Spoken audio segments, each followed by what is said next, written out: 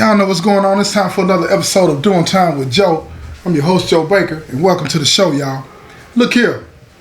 Now, Pablo got caught up in this situation where he ended up being a witness to an officer being attacked, and a lot of the officers and some of the inmates were looking at him, wondering why he didn't help out with this female officer being attacked by this inmate that was way bigger than her, way heavier than her, and it could have went south. But it sparked a conversation around the compound.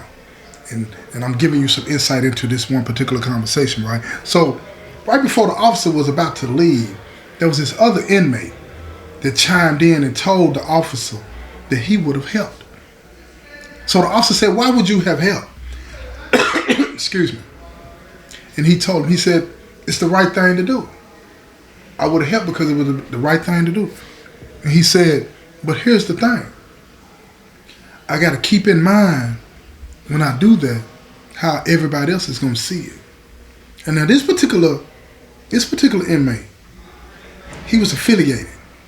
And he told him, he said, "Look," he said, "a lot of times, a lot of the stuff that be going on in here, a lot of guys don't have the courage to stand up and stand on their own." Now, he looked back at this dude because the officer knew that he was affiliated. And the officer told him, he said, "Look, by you being affiliated, and you standing here and you telling me about standing on your own, how do you reconcile that?" He said, "Look, I am what I am when it comes to the business, but I stand on my own 2 feet. If a situation comes my way, I'm going to deal with it. Period, point blank. No ifs, ands, or buts about it. I'm not going to run and get no help. I'm not going to wait for help to get there." He said, "But when you dealing with guys in the penitentiary, like what the brother just told you, if they end up getting shipped somewhere else, they got to deal with that.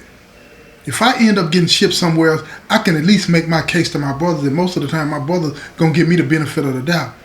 But here's the thing. I also understand what they mean when they say that, why would I help the people that's oppressing me and dogging me out every day?"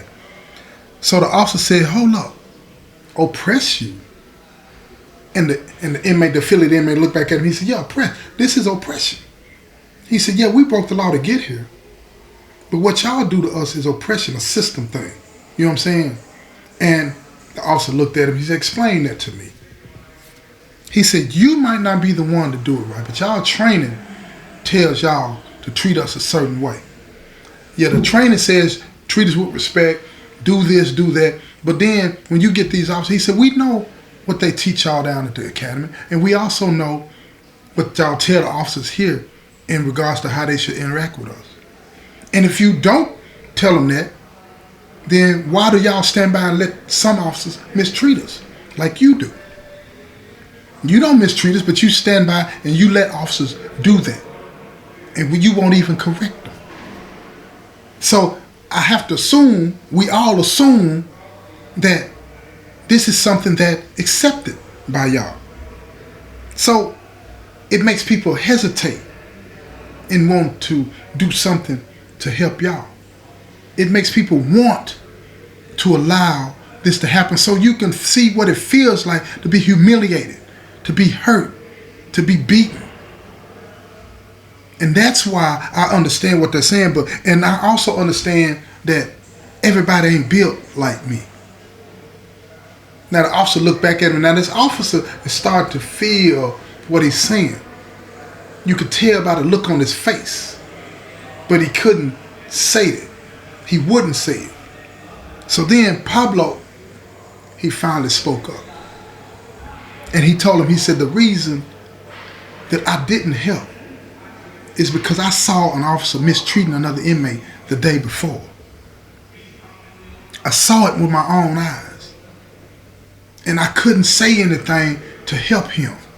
Because if I would have said something to help the inmate, I would have got in trouble too. And I felt helpless. I felt powerless. I felt humiliated. So when I saw the same thing happening to her, I let it happen." And he said, "I didn't feel humiliated. I felt ashamed. I felt ashamed because I knew it was wrong. I knew it was wrong. But how can you expect me, or how can you expect any one of us to help you when you hurt us every day in some kind of way. It don't have to be me, but it could be somebody else. Yeah, you treat me nice, you treat us right, but somebody else on this compound, somebody else in this prison system throughout the state is being hurt and mistreated. And nobody in uniform is doing anything about it. So Pablo, he's standing there and a tear ran down his cheek. He's pissed off and he's mad. He ain't mad at the officer. He mad at himself. He was mad at himself because he couldn't understand how he had let this system turn him into a monster. He looked at the officer. He said, I had to put my humanity on the shelf because of this. Come into this environment, you can't do the right thing. You can't treat people nice. You treat people nice, you get taken advantage of by the people in blue. You treat people nice, you get taken advantage of by the people in gray. And for those of y'all that just not be listening to my show, when I say blue, I talk about the inmates. When I say gray, I'm talking about the police. So he kept talking and talking, and the officer standing there, and he started to feel what he was saying. But again, you can look at him and read his face. He said, I understand where you're coming from. I understand where you're coming from. But he said, one day, you're going to have to make a choice. And Pablo looked back at him, and then a couple of other inmates almost at the same time said, you still don't get it. You still not understanding what we're saying. We know right from wrong. We know right from wrong. But what responsibility do I have to save my slave master? What responsibility do I have to be a co-conspirator in my own oppression? Why should that responsibility weigh on me? Why? Why should that weigh on me? Now check this out. Now when the conversation made its way to me, it was somebody in here that came to me and they said, Joe, I need to ask you a question. Now this person, me and him, we call each other family. You know what I'm saying? He said, I need to ask you something. I said, what's up, fam? He said, listen to me, man. He said, you been hearing about what happened? I was like, yeah, I've been hearing about it. He said, I need to ask you something. I said, what's up, fam? Come on, man. He said, man, if something happens, if something like that happens, are we required to help? I said, first of all, who said you were required to help? Where'd you get that from? And he said, I heard some other officers saying that we should help out. And I looked at him, straight face. I said, let me tell you something, fam. No, you're not required to help. But if you're asking me, should you help? I said, I got to be honest with you and tell you only that I would. And I would help because I would understand before I did it what I would have to face. Because yeah, if you help the police, you're going to have to face being ostracized by the people in blue that walk and talk beside you every day. You're going to have to face the prospect that ain't nobody going to appreciate what you did. You have to face the prospect that if you were to get transferred to another institution, the people going to call you the police, people going to do all this and that to you. And he looked at me, he said, and you, knowing all that, you will still help? I'm like, yeah. I said, I ain't that dude no more, man. So he kept staring at me, and I knew I needed to keep talking because he wasn't saying nothing. He was just looking at me weird, right? And I didn't want him to get lost in his thoughts, right? Because once they get lost in their thoughts in here, all kind of stuff can come out their mouth. So I said, let me tell you something. You do the right thing because it's the right thing to do. I said, what if that was your sister being assaulted by somebody on the town and somebody was standing by? Would you want somebody to help? He was like, yeah, but that's different. I said, tell me how you see it as being different. And he said, it's different because whoever that is not oppressing my sister. I said, wait a minute, hold up. If they beating your sister up, they're oppressing your sister. Now, it may not be in a systematic way. It might be a boyfriend. It might be a stranger that she met. Whatever the case may be. But right then, right there in that moment while they're beating up your sister, that she's being oppressed. She's being brutalized. She's being humiliated. She's being mistreated. And wouldn't you want to stop it? Wouldn't you want somebody to stop it? Yeah. And I get what you're saying. In an official capacity, no, you do not have to help. But I'm talking about on a human level, on a decency level. Would you want somebody to help somebody that you care about? You don't have to know that person. You don't even have to like that person. You don't have to like that person. But at some point, bro, we have to be strong enough to take a stand, to give the other people that's going to be watching and hearing about it permission to do the right thing. He said, what do you mean by that? Give them permission to do the right thing. I said, look, sometimes it takes a stronger person to take the bullet so that everybody else can walk through the door. And you're going to be that person to take the bullet by doing something that everybody's going to ostracize you for. Everybody. And then you got to walk on through and keep it moving. Keep it moving. So, after we finished our conversation, me and fam, he said, man, you need to go holler at Pablo, man. I said, okay. I'm going to go holler at him. I said, but what's going on with him? Why is he, you know what I'm saying, you think he needs to talk to me? He said, man, it's really bothering him. I said, okay, that's what's up. So when I went to talk to Pablo, he told me what I've told y'all in part 1 and part 2. But we continued to talk for a couple of days. And he told me this. Because he was the one that encouraged me, pushed me, in fact, to do this show. Because at first I was struggling with, how do I tell this story? How do I tell this story? Do I be genuine about who I am and what I am? And the answer is absolutely yes. Absolutely. But at the same time, I wanted to respect him. And he was like, I don't care what people think about me. I said, that's good. I said, now, when you had an opportunity to do something, you didn't do it. Now you're feeling like you should have done it, and he's had time to process it out. Don't get me wrong, man. Don't get me wrong. When I was talking to Pablo over them couple of days, I got to remember when my uncle used to tell my uncle, his name is John Baker, he's a genealogist. He got this book called The Washingtons of Wessington, right? And it's about our family history. It's about our family history.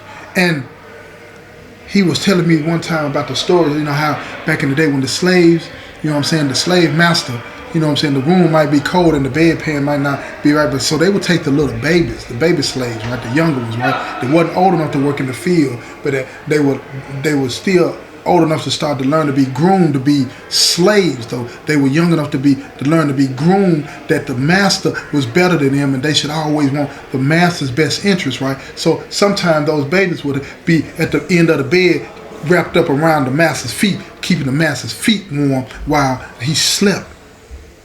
And when I heard the story over and over again from Pablo, I got to thinking about that. See, this place conditions you to always want, you know what I'm saying, what's best for them and not necessarily what's best for you. But see, as I thought about that, I had to start to peel back the layers and I started to think about, wait a minute, that don't make sense, because if that's true, then part of my humanity is caught up in that. Part of who I am is caught up in that. How can I be the person, the decent person that I need to be, if I'm constantly thinking about that I'm going to be seen as somebody that's being oppressed, more favorable to the slave master than I am to myself? And I said, no, it's not about that. The narrative has to change. The narrative has to change. The way things are now, we can't even do the right thing. The narrative is so stuck that we can't even do the right thing. Yeah, I know what they did to us. Yeah, I know what they did to us. Don't nobody need to remind me of that. I hate it. I hate what they did. But in my pursuit to be a better person, I got to peel back those layers. And I can't let that narrative drive my reaction in situations where the right thing is just the right thing. That's it. The right thing is just the right thing, y'all, sometimes. And we have to get to that point to where we do the right thing, even if it causes us harm sometimes. Yeah, I know they're going to talk about me. And I'm interested to know what kind of comments y'all got. You know what I'm saying, about what I'm saying.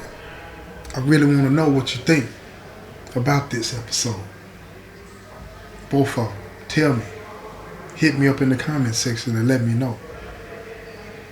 I really want to know. And Pablo, he wants to know too. He wants to know if you see it differently than he does. You see it differently than I do. Where you fall on this. Don't get me wrong, right?